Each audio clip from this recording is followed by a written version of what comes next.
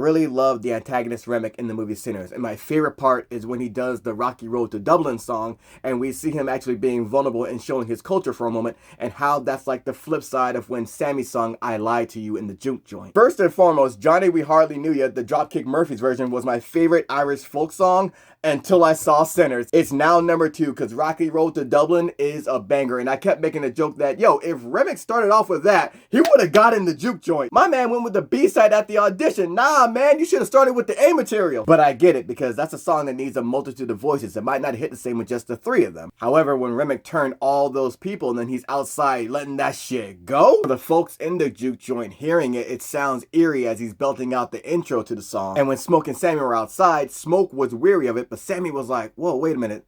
They're singing, which makes sense because Sammie is a musician. So even though there's this fear that, yo, they might lose their lives, the musician in Sammie's like, I want to see where this shit goes. And then we cut to Remmick and see him standing in the middle of a circle that everyone's formed around him. To me, this is the most vulnerable that we see Remmick because he's finally comfortable enough among all these folks that he's basically made into vampires and assimilated to share his culture, which they all know the words to because they're of the same mind now. Rocky Road to Dublin makes so much sense because it's about a traveler that leaves home in order to get a better life. But we see all the shit he goes through with each verse. We only got 3 of the 5 verses. That first verse is about leaving what he knows, his home, his mom, his dad, leaving the girls a tomb, and they were brokenhearted that he was going. Drinks some beer to get some liquid courage, styles himself up, then he's out on the road. In the second verse, he reaches the town of Mullingar, and it's dope there, and they're all cool with him there, and they're like, yo, what kind of wages are you looking for? And right now, he's like, man, I could just stay right here and abandon the road to Dublin, but he continues on. And the next verse is about arriving in Dublin, and then his shit gets stolen. And when he asks for help, he gets discriminated against by the people there. Because of the way he's dressed, they can tell he's a foreigner. And even though he's not too far from home, it's a different culture. The 4th verse in the song is the 2nd verse in the movie. And we see everybody chime in here. And it's one of the saddest parts of the song because he has to go on this ship and there's no room for him, so he has to get roomed down with the fucking pigs. And in this part, he's talking about making jokes and doing some dances, but when he's off to Holyhead, wish myself was dead or better off instead on the Rocky Road to Dublin. He said earlier that his spirit never failed, but this is the first part in the song where we start to see his spirit falter. But that most important verse is the last verse when he arrives in Liverpool. The boys of Liverpool, when we safely landed, called myself a fool. I could no longer stand it. Blood began to boil, temper I was losing. Poor old Aaron's out, they began abusing. My man just stepped off the ship after having been down with the pigs and motherfuckers testing him already, and they shitting on where he's from? Nah, they ain't having that. And they proceed to say the hardest line in the entire song, hooray me soul, says I shillelagh I let fly. I love seeing that, yeah, I let that shit go. I let them things fly. Yeah, that's understood in every culture. But the most important line in the song is about how these Irishmen saw him in trouble and then came to help. Some Galway boys were by and saw I was a hobbling, and with the loud hooray, joining in the affray, we quickly cleared the way on the Rocky Road to Dublin. 1, 2, 3, 4, 5.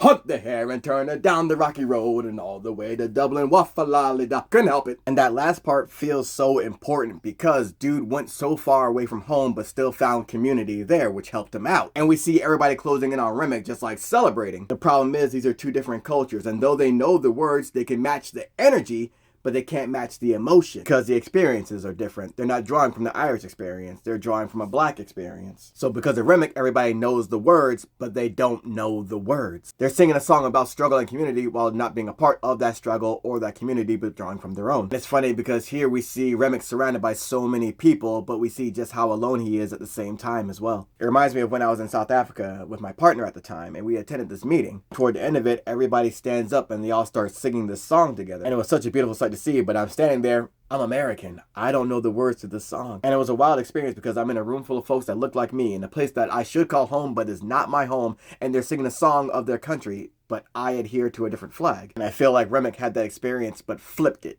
So again, in Rocky Road to Dublin, a foreigner leaves home but finds community in a foreign land. At the juke joint, and Sammie singing and Pearline singing and all these black folks getting free for the night, these are all people that were taken from a land and had to build a new community from scratch. In a sense, they had to reset their culture from zero, and they did that with the blues. And it's funny because Grace and Bo, they're not black, but they grew up on the blues, which is why they're able to catch the vibe with Sammie, and we see their ancestors and descendants as well. Also, with Rocky Road to Dublin, Remmick is remembering a time. Sammie with I Lied to You is transcending time. And it's ironic because when I listen to Rocky Road to Dublin and I hear dude just going up, my man's just rapping. Each verse reminds me of a different hip hop song though. When he's talking about off the reap the corn, leave where I was born, I'm thinking of Jadakiss' We Gon' Make It. Verse where he's talking about his shit getting stolen, I'm thinking of Exhibit's What You See Is What You Get. I love how in the music video we see him literally going on a travel just like in Road to Dublin, but he's just going to the store, but he sees all this wild shit in his neighborhood. And the very last verse about the Galway boys jumping in to help him reminds me of Nate Dogg and Warren G's Regulators. Warren G was rapping about getting his ass beat and jumped, and Nate Dogg came in to save the day. Same energy. And I keep thinking of how Remmick thought he was appreciating, but no, he was really doing appropriating and assimilating. And when we talk about appreciation over appropriation, you gotta look at the Glory Gospel Singers, that Harlem choir that went and sung in a competition in Japan. And they sung Evangelion's Cruel Angel Thesis in Japanese. Because it's not a folk song, not only could they match the energy and match the emotion, they could take it to new heights. And also shout out to the YouTuber Starlancer for doing a deep dive on the Glory Gospel Singers and finding out they have an anime album that dropped in Japan. I love how these songs are two worlds apart,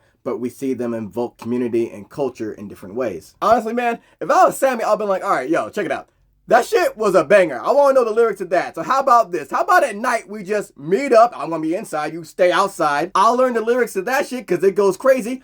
You'll hear some blues. And maybe we just compromise that way because this undead shit looks wild. Music was such a big part of this film, and it was dope seeing how it hit and gets interwoven and just how intentional each line of every song is. Man, it's one thing for a movie to go crazy, but the soundtrack as well, Kugler can't miss.